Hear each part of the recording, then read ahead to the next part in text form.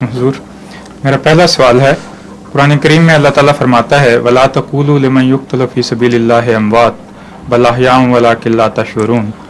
میں یقتلو ہے، جی حضور، یہ یقتلا تو نہیں ہے، یقتلو پڑھا ہے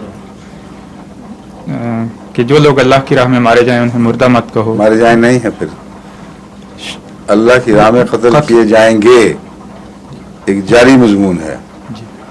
میں یقتلا کا مطلب ہے جو خدا کی راہ میں قتل کیا جائے، اور میں یقتلو میں پیشگوئی بھی ہے کہ ایسا ہوتا رہے گا آئندہ، جی سمجھیں؟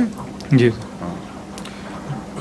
لیکن تمہیں وہ زندہ ہے لیکن تمہیں ان کی زندگی کا شعور نہیں، تو ہمیں بحیثیت انسان تو کسی بھی انسان کے مرنے کے بعد کے حالات کا علم نہیں ہوتا، تو ایک نیک انسان جو خدا کی خاطر زندگی بسر کرتا ہے اگر وہ تبھی موت مارا جاتا ہے تو اس کو جو موت کے بعد زندگی ملتی ہے، کیا شہید کو موت کے بعد ملنے والی زندگی اس سے کوئی امتیازی حیثیت رکھتی ہے؟ اسے تو یہی لگتا ہے میں یقتل فی سبیل اللہ ہے، جو بھی خدا کی راہ میں قتل کیا جاتا ہے یا قتل کیا جائے گا اس کو مردہ نہ کہو، جو مر جاتا ہے تبھی موت، اس کے متعلق کہیں پڑھا آپ نے کہ اس کو مردہ نہ کہو؟ نہیں پڑھا۔ بل احیاءن نہیں نہ کہا، نہیں۔ تو فرق ظاہر ہے، فرق تو لازم ہے۔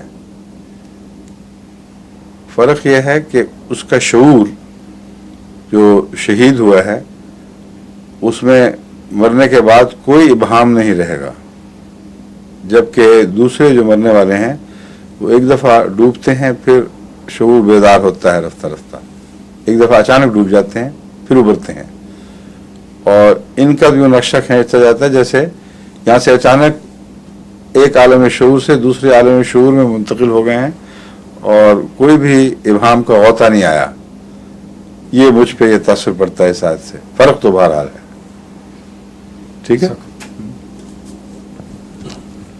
ظہور مہدی آخر